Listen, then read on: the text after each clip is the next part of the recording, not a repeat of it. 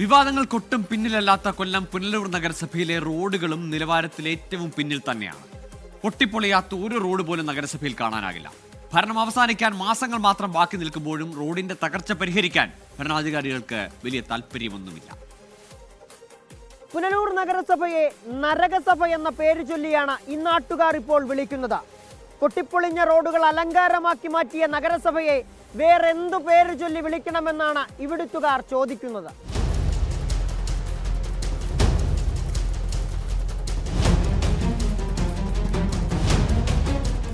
കോടികൾ മുടക്കി പണിതിട്ട് ഉദ്ഘാടന മത്സരം പോലും നടക്കാത്ത ഇൻഡോർ സ്റ്റേഡിയം ഒരു വശത്ത്, കമ്പിക്കാലിൽ മാത്രമായി നിൽക്കുന്ന നഗരസഭ ടൗൺ ഹാൾ മറ്റൊരു വശത്ത്, എങ്ങുമെത്താത്ത ഷെൽട്ടർ ഹോം പ്ലാച്ചേരി, പൂർത്തീകരിക്കാത്ത 7 നില ഷോപ്പിംഗ് കോംപ്ലക്സ് നഗരമധ്യത്തിൽ. ഇങ്ങനെ വികസനത്തിൽ 4 നൂറ്റാണ്ട് പിന്നാക്കം നിൽക്കുന്ന പുനലൂർ നഗരസഭയിലെ റോഡുകളുടെ സ്ഥിതി ഇതിലൊക്കെ ദയനീയമാണ്. 36 വാർഡുകളുള്ള നഗരസഭയിലെ എല്ലാ വാർഡുകളിലെയും മിക്ക റോഡുകളും തകർന്ന തരിപ്പണമായി കിടക്കുന്നു. കുഴിയില്ലാത്ത വഴികൾ ഇല്ലെന്നു തന്നെ ചുരുക്കം. വളരെ ദയനീയമായ അവസ്ഥയാണ്. കാരണം വണ്ടിയുടെ പണി പിള്ളേരെയും കൊണ്ട് ഇതുവഴി പോകുന്നത് ഭയങ്കര ബുദ്ധിമുട്ടായത്. നിരവധി വണ്ടി ഓടുന്ന റൂട്ടാണ് ഇത്. ഓരോ കുഴിയിലും ചാടുമ്പോൾ അതിൻ്റെ പ്രശ്നങ്ങൾ വണ്ടിക്കുണ്ട്, ഓടിക്കുന്നവർക്കുണ്ട്, ഇരിക്കുന്നവർക്കുണ്ട്. വളരെ ഒരു ശോചനീയ അവസ്ഥയായത്. തകർന്ന റോഡിലൂടെ ഓട്ടം പോകാൻ ഓട്ടോ ഡ്രൈവർമാരടക്കം ബുദ്ധിമുട്ടുകയാണ്. ഓടിക്കിട്ടുന്ന കാശത്രയും വണ്ടി പണിയാൻ മാറ്റേണ്ട അവസ്ഥ. 5 വർഷം കൊണ്ട് ഈ റോഡ് ഇങ്ങനെ കിടക്കുക.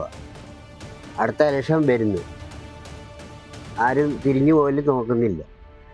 ഈ റോഡ് മാത്രമല്ല, ബാക്കി എല്ലാ റോഡും ഒരുമാതിരി എല്ലാം ഇങ്ങനെ തന്നെ നടക്കും. പിള്ളേരെയും കൊണ്ടൊക്കെ പോതെയാണ്. പല വഴിയിലും വാഹനത്തിൽ പോയിട്ട് കാൽനട യാത്ര പോലും ദുരിതം. നടന്നു വരാൻ പോലും ബുദ്ധിമുട്ടായ റോഡ്.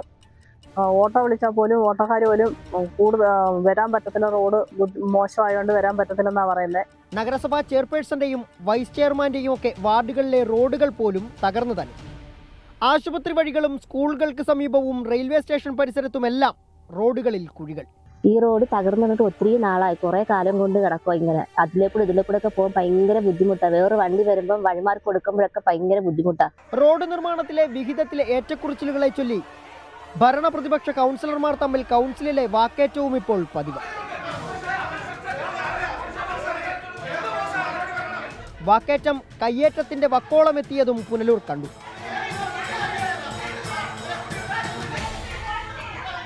തകർന്ന റോഡിലൂടെയുള്ള സാഹസിക യാത്രയിൽ ഓരോ ദിവസവും അപകടത്തിൽപ്പെടുന്നതും നിരവധി പേർ.